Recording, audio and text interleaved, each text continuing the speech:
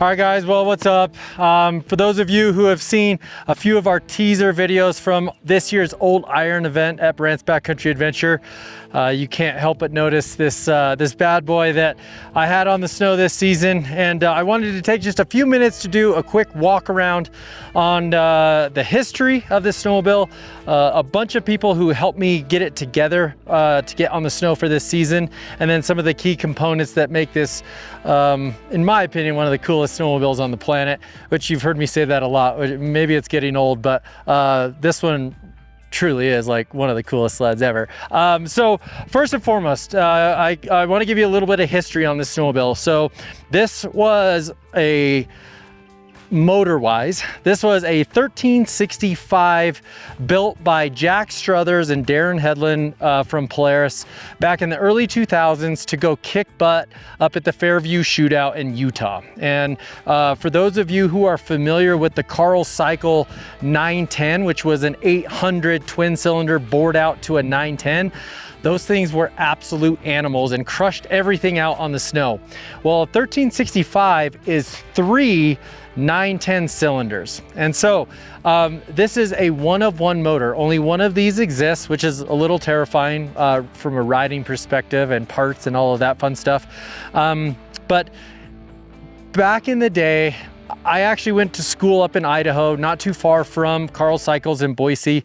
And even at that time going to school, I heard the folklore of this particular snowmobile. And never in my wildest dreams would I ever think to be the proud owner of this snowmobile.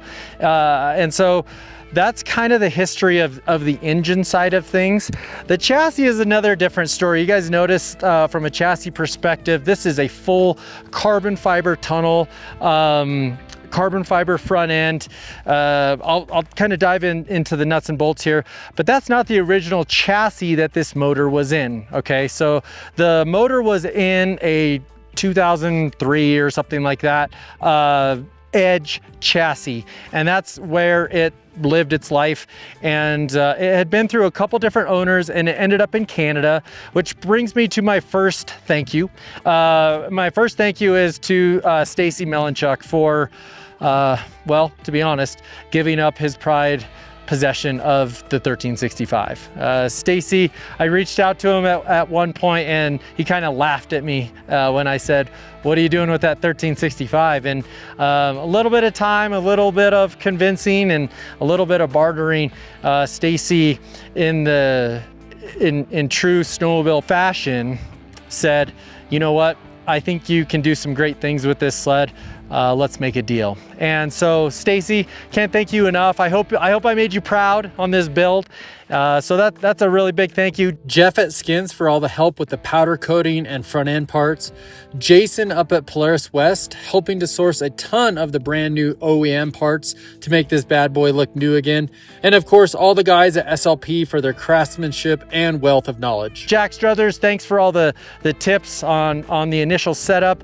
We're to get this snowmobile put together and built in a relatively short amount of time.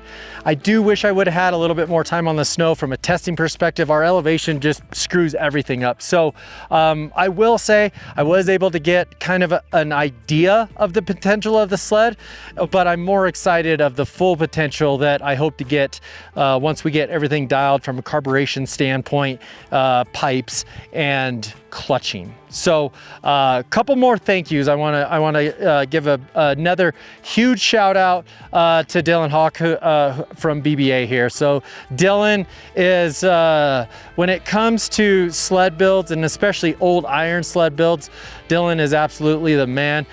Him and I have spent quite a few hours, late nights in the shop of, dreaming this whole sled up. And I know on the surface it looks well, it looks like an XCR 1365, right? But so many things went into the chassis to get it to where it is, from narrowing up the front end and cutting all of the radius rods, tie rods, figuring out the right geometry to make the sled not only narrower, but handle well, to narrowing up the carbon fiber running boards, doing inserts on the running boards, doing a short tunnel with a 165 track and carbon sled, carbon skid.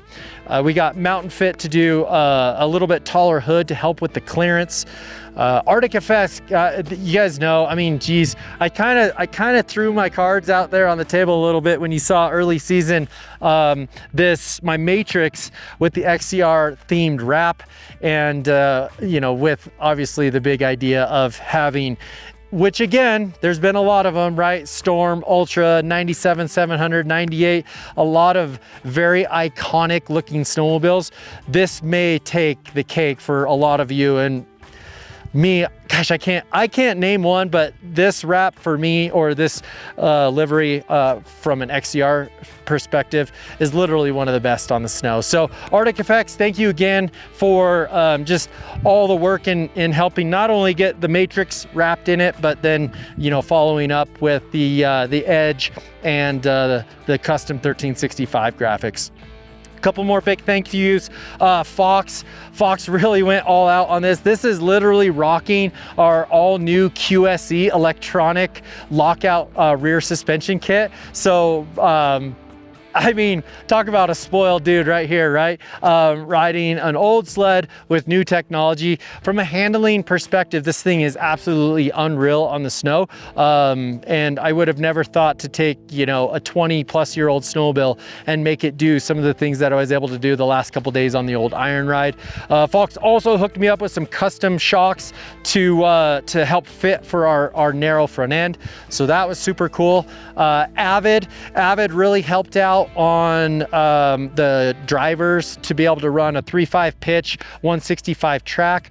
I also got to give a big thanks to Eric Davis. Eric Davis is another super knowledgeable dude in Utah that helped with a lot of the initial setup.